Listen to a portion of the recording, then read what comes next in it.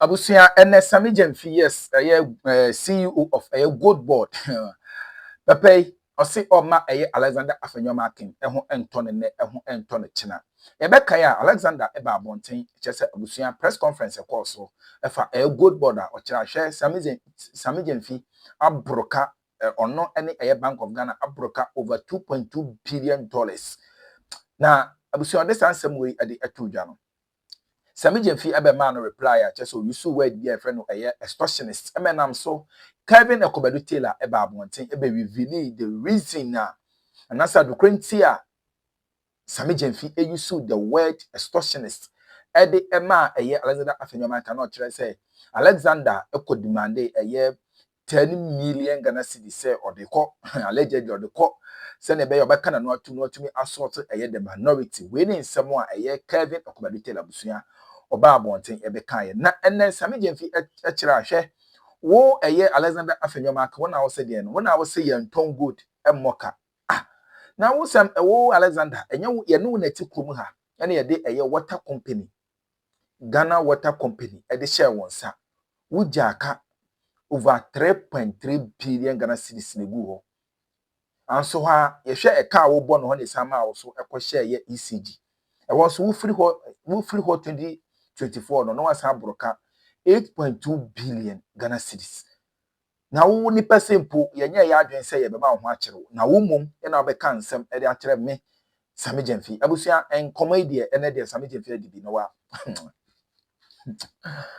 abusia we de yenko na yenti ensem a wato e de amane Alexander AfenyoMarkins na Alexander de in fact abusia mo yenti na yenche ya adwen hada so ye be mi de ajeche be se wase ene de dika wani channel is ni de kwan so yenko na ni de kwan so be subscribe e de ama yenko na yenti nkoma Sami Jemfi adi of water company just say Alexander akoboka of 3.3 billion Ghana cedis owie na so wa osako share ECG esa jaka 8.2 billion Ghana cedis egu ho yenti expose ya lawyer Sami Jemfi this time round odi aba on Alexander AfenyoMarkins embassy ya yedase.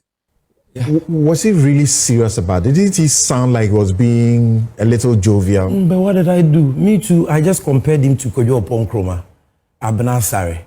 Kojo Ponkroma, Abna Sare, and me, Anta. All of whom are his colleagues in parliament, MPP people, who have criticized us.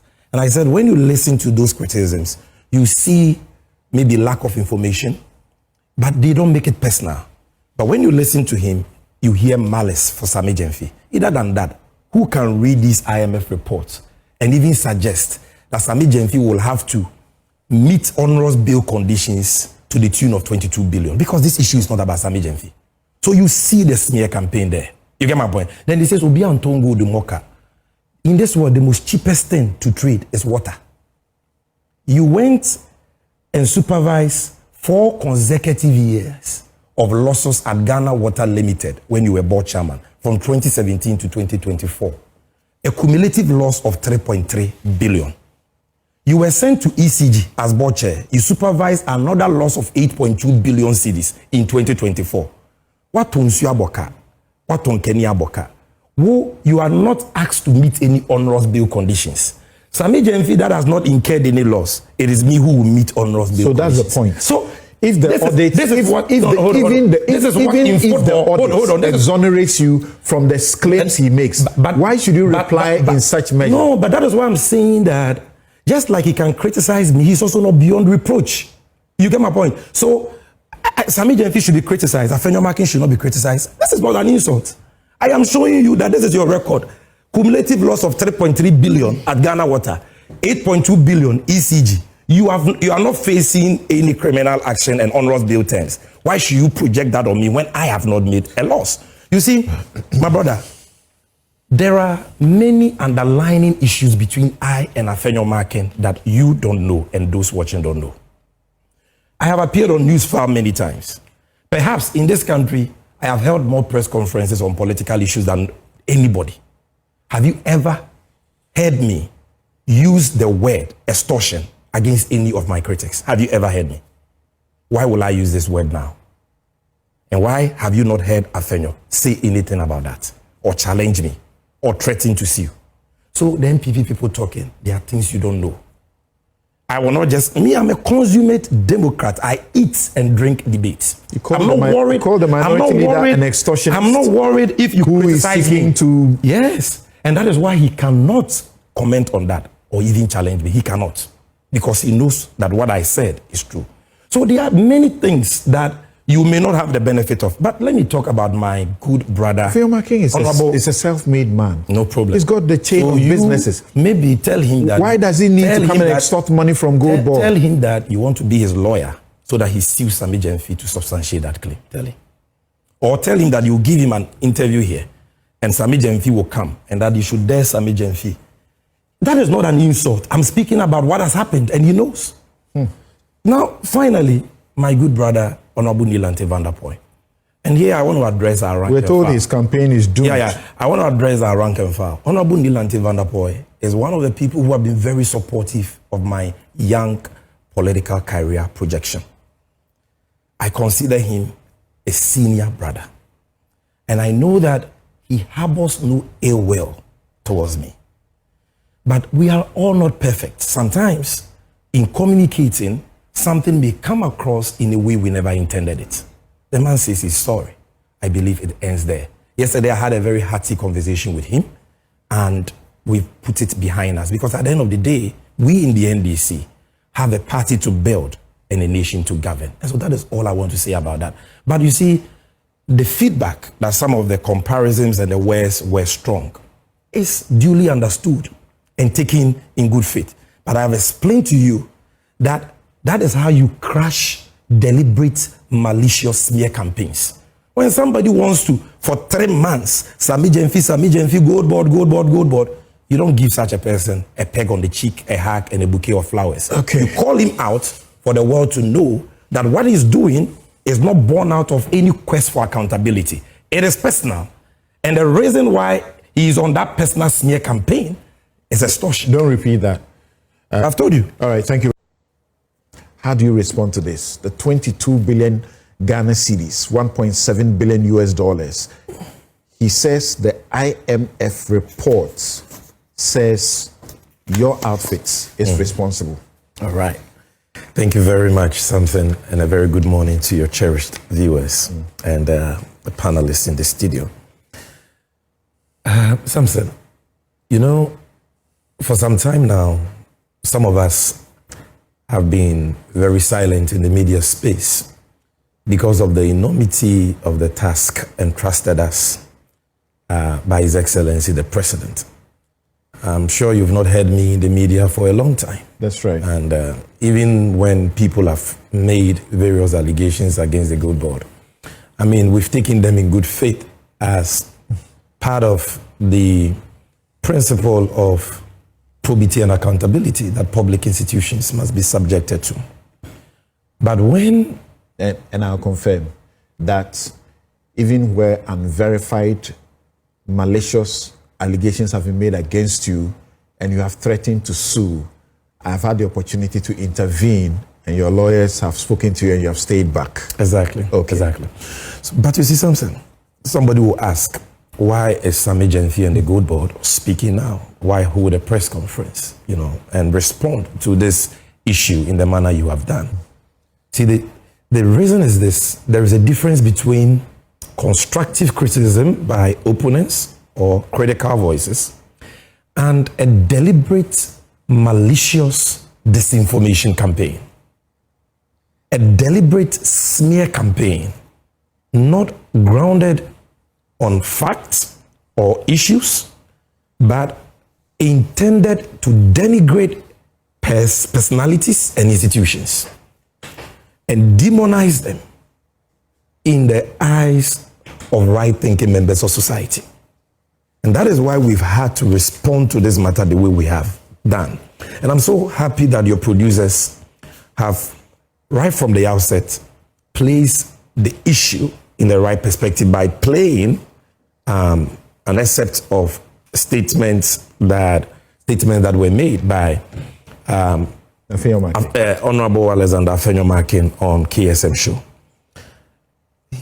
In that clip, you hear him make a categorical statement that the IMF has come out with a report And in that report, the IMF says gold board aboka $1.7 billion. And government has accepted it. And government has accepted it. Something that he ought to know is false. And I'm so happy that multimedia, particularly your research team, have decided not to be neutral in this contest between truth and lie. Because most often than not, the media decides to be neutral and allow politicians to debate endlessly issues that are easily verifiable.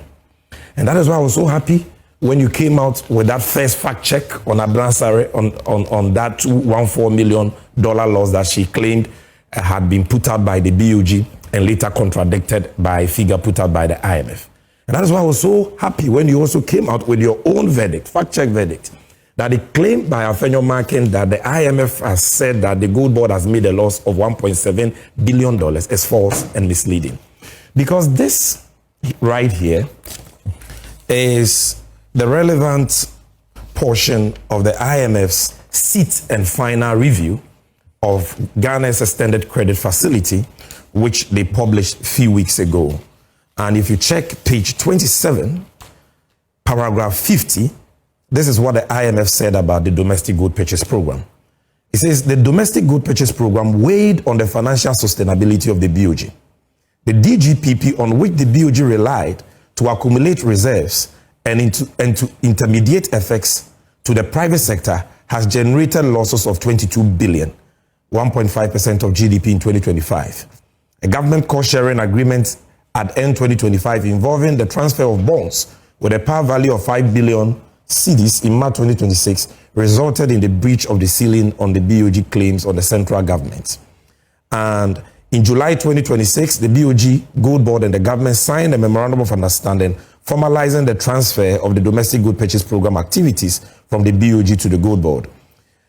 And it goes on and on. Nowhere do they say in this report that the Gold Board has incurred a loss of $1.7 billion. And if you look at significance, yeah, that is actually a different report. That one is a special report they did on selected issues. That's right. And if you look at page 10, paragraph 13, we are projecting that for all of you to follow as well. What they said is DGPP operations have generated significant losses for the BOG. Losses in 2024 when there was no Gold Board and Sami Jenfi was sitting there somewhere in opposition. Losses in 2024 were equivalent to almost $400 million, 0.5% of GDP. 1/3 of which were related to gold for oil, that is G4O. In 2025, the significant scaling up of the domestic gold purchase operations led to losses of over $1.7 billion, almost entirely related to the gold for reserves Dory purchases. This amounted to a loss of 17% of the value of gold sold, by the BOG, and I'll come to that operative word, sold. Okay? So, and later on I'll read other portions of it. So you will see clearly that they say that this is a loss under domestic gold purchase program incurred by the Bank of Ghana and not the Gold Board. Now, something to appreciate the dishonesty, okay, of the proponents of this false narrative, particularly AfenyoMarkins. You need to go back to what their earlier position on this matter was. In fact, in the last 3 months, the Gold Board has been a victim of this disinformation campaign right from the hallowed grounds of Parliament. Because anytime AfenyoMarkins has stood to speak on any matter, whether or not it has to do with the Gold Board, he always finds a way of bringing in the Gold Board and stating that Gold Board has made losses. And it was for that reason that at that press conference, to put this matter to rest, we adduced our annual report and financial statements for the year ended 31st December 2025, prepared and published by the Auditor General of Ghana. And this is your copy, I will leave it with you. And Samson, when you check page 16 of that report, you will see that the gold board did not make a loss in 2025. I've read that. But the gold board made a surplus or profits, to the understanding of the ordinary Ghanaian, of 5.4 billion cedis. The gold board, from its own operations, generated non-tax revenue of 970.7 million cedis from 307.7 million in 2024. And despite tripling revenue from 307 million to 970 million, we rather reduce our expenditure from 129.6 million to 109.5 million. And this is despite the fact that the gold board had more than twice the staff strength of the PMMC. We still kept expenditure lower because of fiscal prudence.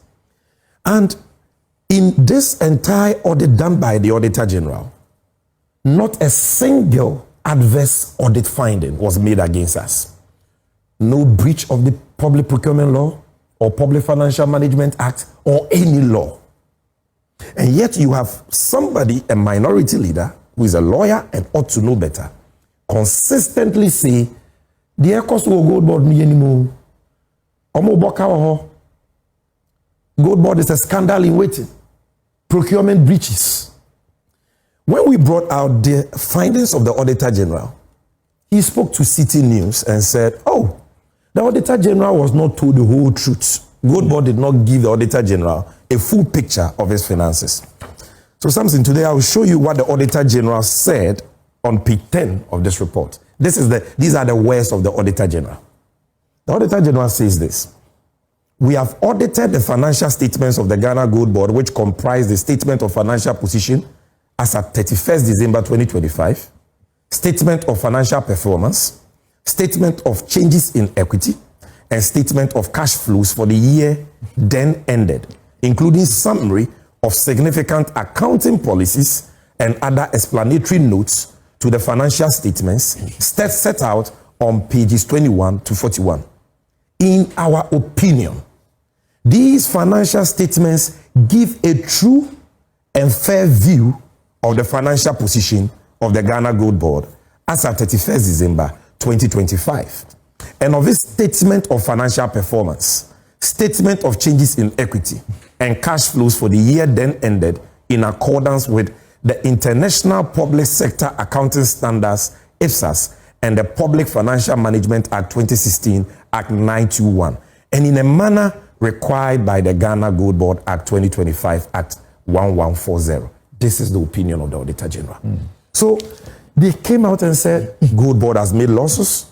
The Auditor General says nothing of that nature has happened, and Gold Board has so far demonstrated frugality, fiscal prudence. You see everything here. Then they change that line of attack and they say, oh, the IMF has said the Gold Board has made a loss. And as I've read to you from the two publications of the IMF, and if you don't believe me, at least believe Joy News Research Desk, they have confirmed that the IMF has never said that the Gold Board has made a loss. Now, when we talk about the revenue we made in 2025, for which reason we perform so well financially. A lot of people, if you don't mind, first of all, what's the source of your operating revenue? Good. Thank you so much. So, Gold Board, like any other SOE, is allowed to raise funds in accordance with law. And if you look at the Ghana Gold Board Act Section 18, the funds of the Gold Board may come from funds allocated to it in the budget approved by Parliament, or funds raised by the Gold Board from the financial markets, or funds raised by the Gold Board through borrowing, or funds accruing to the Gold Board from its fees and charges. And if you look at what constitutes fees of the Gold Board, number one, our license fees. When you apply for an aggregator license, you pay an application fee of 100,000 cedis to the Gold Board. And when we approve your application, you pay a license fee of the cedi equivalent of $500,000 to the Gold Board. When you apply for our self-financing aggregator license, we charge you cedi equivalent of $1,000. And when we approve it, you pay a license fee of 10,000 cedis. When you apply for our tier 2 gold buying license, you pay 2,000 cedis. And when we approve it, you pay a license fee of 20,000 cedis. When you apply for our tier 1 license fee, you pay a fee for the application of 1,000 cedis. And when your application is approved, you pay a license fee of 10,000 cedis.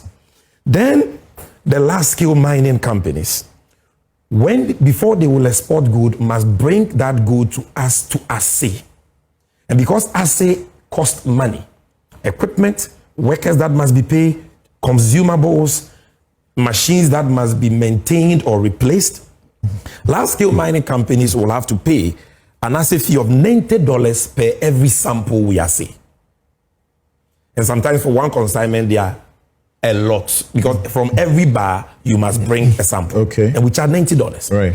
And when the large-scale mining companies are smelting their gold board officers, we call them field inspectors, go to their gold rooms to observe the smelting, to make sure that they are not under declaring purity, quantities, and all that, and cheating the state. And when we visit, we charge them $840 per visit. These are all in the fees and charges approved by Parliament. Right. Now, if you buy ASM gold, artisanal small-scale mining gold, and you are exporting it, whether you are Bank of Ghana, or you are MEF, or you are a self-financing aggregator, or you are a private exporter, whether Ghanaian or foreigner, you must pay an assay fee approved by Parliament of 0.258%. We issue licenses to refineries, and the refineries pay $10,000 as application fee, and license fee of cedi equivalent of $50,000.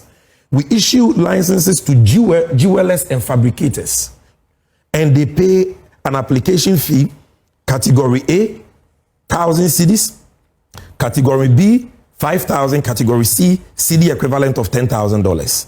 The license fee for category C is cedi equivalent of $30,000, category B, $20,000, category A, $10,000. So all these fees put together is what gave us our non-tax revenue of $970 million.